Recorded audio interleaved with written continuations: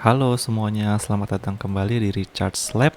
Pada video kali ini adalah Cloud Series Part 3.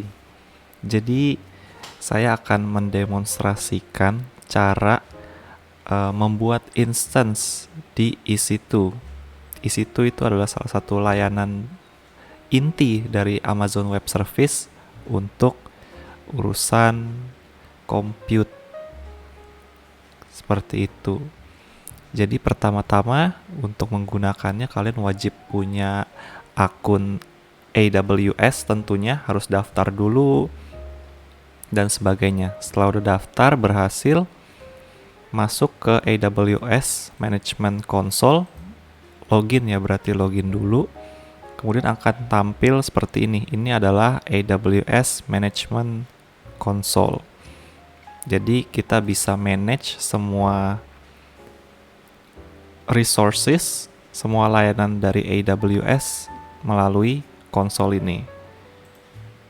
Jadi pertama-tama untuk membuat instance di EC2, kita bisa klik di sini atau enggak. Ini belum tentu ada ya kan, recently visit. Saya udah pernah pakai, jadi kalau belum ada, ketik aja EC2. Di atas sini ada search. Nah, ini dia yang paling atas. Kita klik aja. Kita akan dibawa masuk ke halaman untuk manajemen EC2.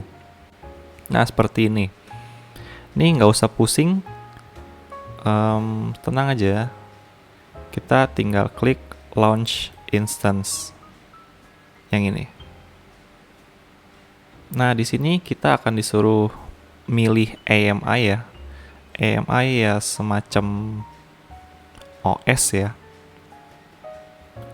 Untuk kali ini saya akan pilih yang paling atas karena dia free tier. Dia Linux SSD. Di sini saya pilih. Klik select. Nah, ini dia. Kan tadi udah pilih Linux. Di sini muncul spesifikasinya mau yang mana nih. Ada yang large, segala macam. Ini spesifikasinya tuh, ada tipenya, virtual CPU-nya ada berapa, RAM-nya berapa, memorinya, dan sebagainya lah. Karena kita pengennya yang free, kan mau nyoba ya, pakainya yang T2 Micro. Kemudian tekan next. Nah, ini configure-nya. Ini kita bisa custom ya. Mau berapa instance? Tentu mau ngetes satu aja ya. Satu aja, kemudian networknya. Ini VPC-nya ya. VPC-nya bisa kita pilih. Kita bisa rancang dulu VPC-nya. Kalau mau bikin VPC, kliknya di sini. Seperti ini. Cuma pada video kali ini saya nggak akan bahas VPC. Anggap aja udah ada. Kemudian di dalam VPC biasanya ada subnetnya lagi. Bisa pilih seperti itu, public subnet atau mungkin private subnet. Nanti itu aturnya di VPC bikin subnet. Kemudian yang bagian sini saya rasa nggak perlu diapa-apain. Kemudian yang mau kita nyalain adalah enable termination protection. Jadi instance kalau udah di terminate dia nggak bisa di start lagi. Jadi untuk prevent accidental termination, kita checklist aja. Kayak gitu. Kemudian scroll lagi ke bawah. Dan di sini ada advanced detail.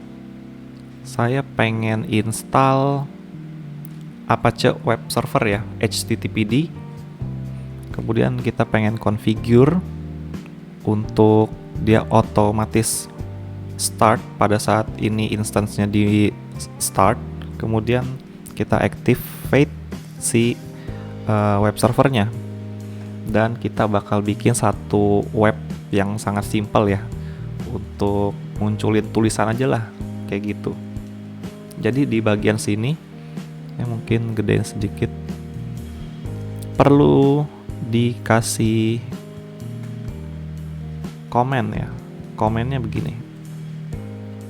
Tergantung ya, ini terserah kalian gitu mau diinstal apa gitu.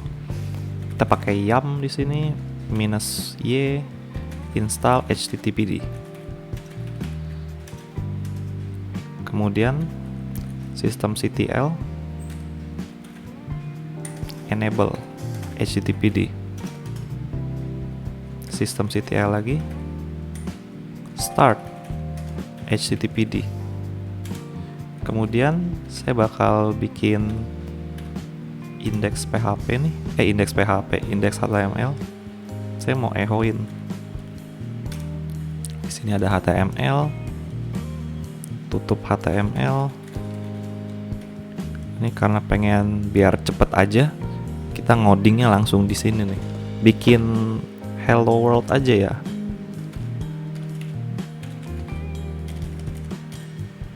Apa ya tulisannya ya? Selamat datang di Richard's Lab.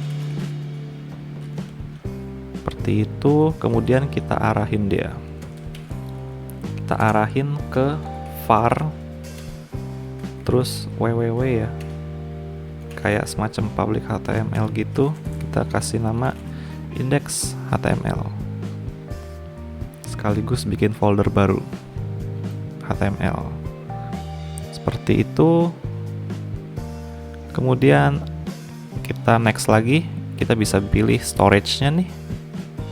Storage-nya ini akan berfungsi sebagai boot volume-nya buat naruh OS-nya.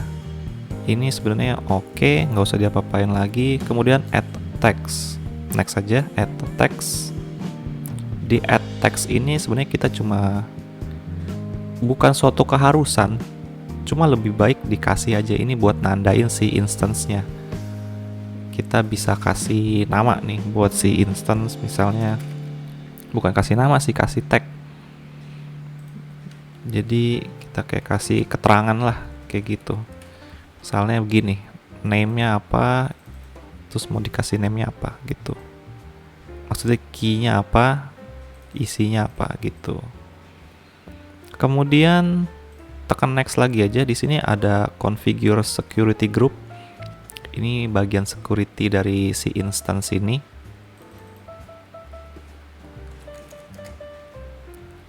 Kita coba create new nih.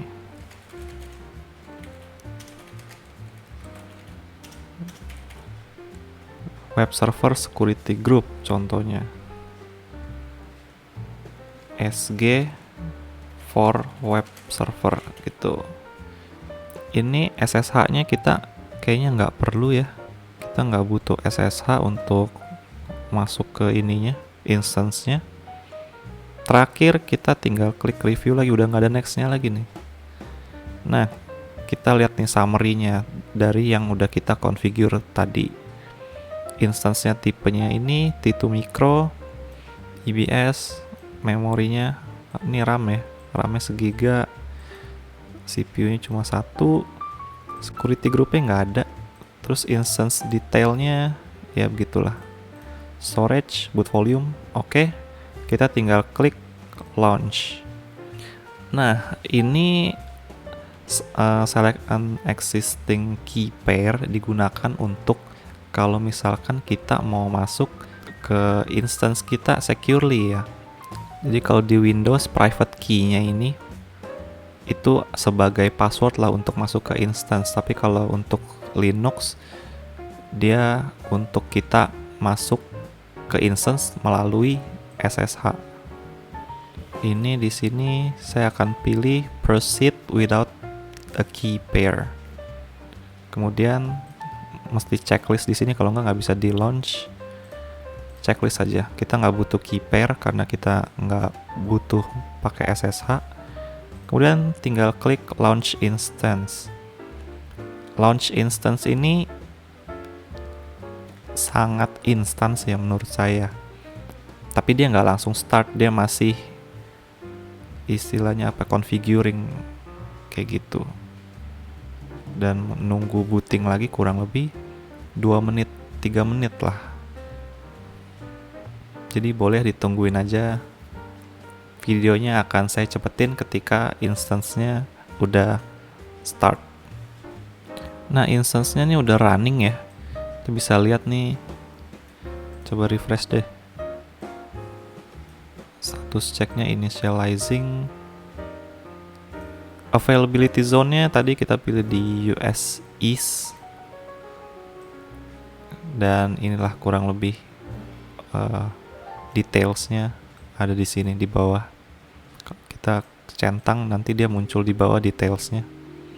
Ada instance ID, ada public IP address, public DNS, seperti itu. Kemudian ada juga security group. Terus ini inbound rules, outbound rules. Kemudian networking. Ini detailsnya. Kemudian tadi kan kita udah bikin file ya, HTML. Saya pengen coba lihat dia punya outputnya seperti apa, jadinya kayak gimana. Caranya ini ada public IP4 DNS. Kita klik aja open address. Nah, ini ternyata masih belum bisa diakses karena kita perlu configure security groupnya supaya mengizinkan traffic dari internet untuk bisa akses ke si instance ini. Caranya yang di inbound rules ini harus ditambahin satu rules untuk mengizinkan traffic dari internet port 80 ya, HTTP itu diizinin, baru dia bisa diakses. Caranya security groupnya kita ubah di menu yang sebelah kiri ini, di scroll ke bawah, terus nanti ada security group. Kita coba masuk ke situ. Dan tadi kan kita udah sempat bikin web server security group. Kita centang nih, kita centang. Nah, nanti ada rules-nya nih, inbound sama outbound. Yang mau kita modify adalah yang inbound. Tinggal klik edit. Kemudian klik add rule.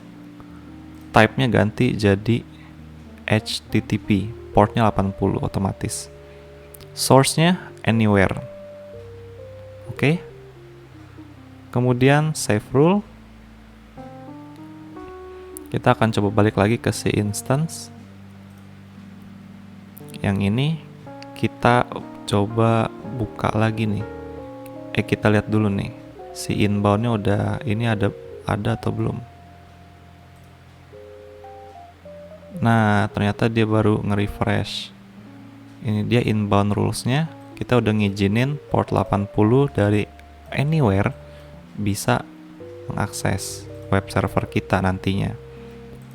Dan kita klik details lagi, kita open address lagi nih.